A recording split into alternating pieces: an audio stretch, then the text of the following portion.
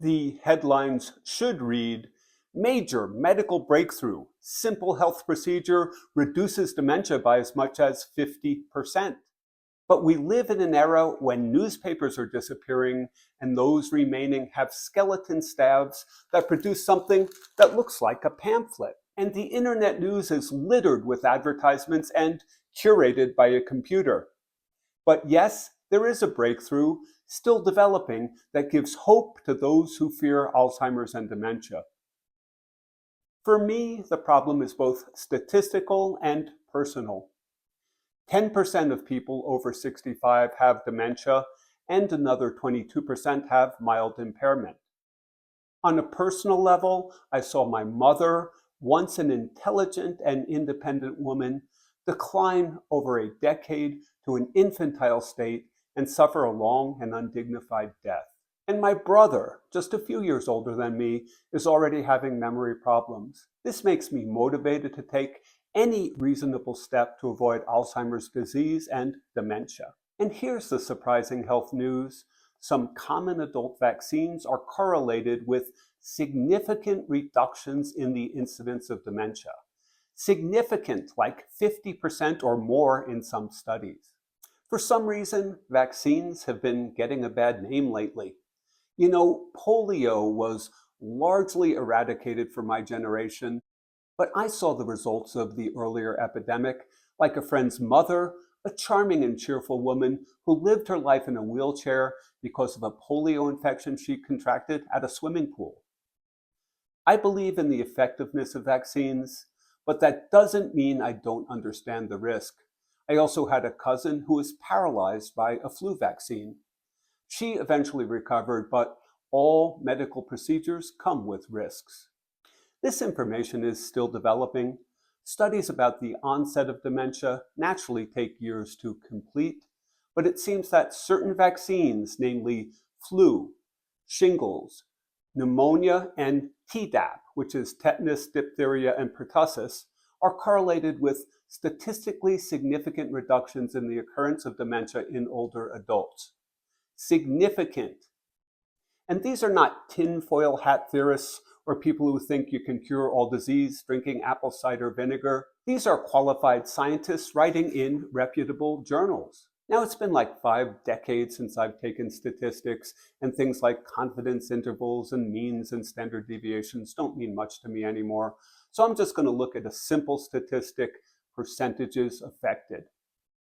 So for an example, a study published in 2024 found that the pneumonia vaccine was correlated with a 63% reduction in the risk of dementia among adults older than 65 years in the United States.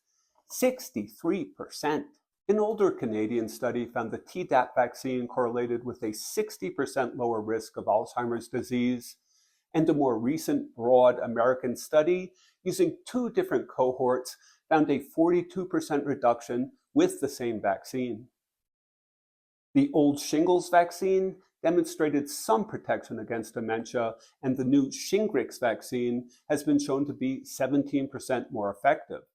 Now, some of these dramatic numbers will likely decrease as more time and study are applied, but they're still meaningful.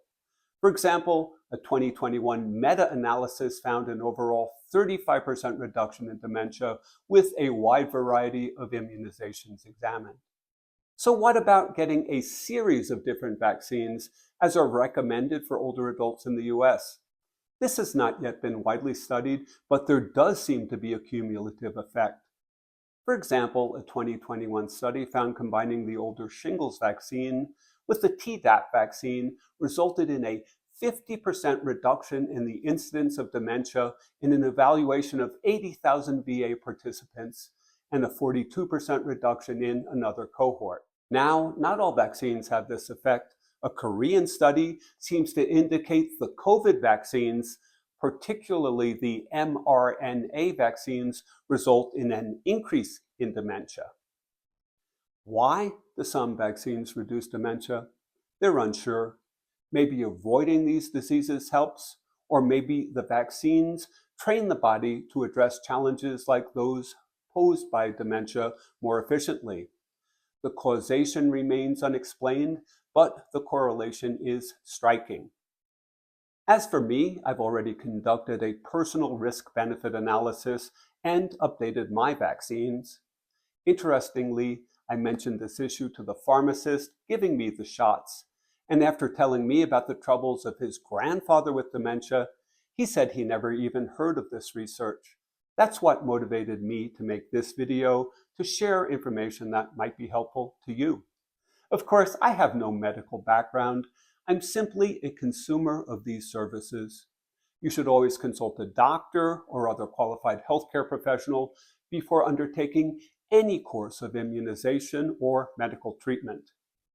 And I've included links to some of the studies so that you can educate yourself on this topic, and maybe your healthcare professional if he or she is uneducated on this matter. Best of luck with your health and our shared mission to avoid dementia, and thank you for watching.